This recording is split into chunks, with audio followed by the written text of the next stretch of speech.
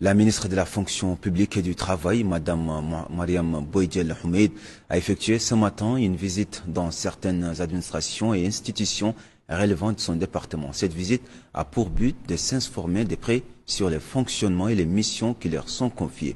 Découvrons ensemble dans ce récit de Maïmounalo les directions que la ministre a visitées.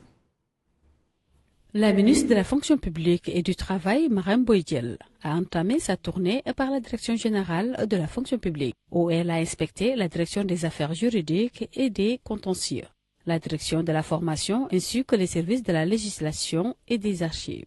Elle a pris connaissance du volume des documents et des archives que contiennent ces services. Elle a également parcouru les différents départements, écoutant les explications détaillées sur les méthodes de gestion et les mécanismes de service aux usagers. À la fin de cette étape, la ministre a recommandé aux cadres du secteur de faire preuve de sens de responsabilité, de respecter les horaires de travail et de s'engager sérieusement dans le traitement des dossiers des citoyens. La deuxième étape de la visite a été la Caisse nationale de sécurité sociale, où le directeur général Mohamed Al-Amin Oul-Abi a présenté un exposé sur le rôle central de la Caisse dans la gestion des pensions et des services sociaux.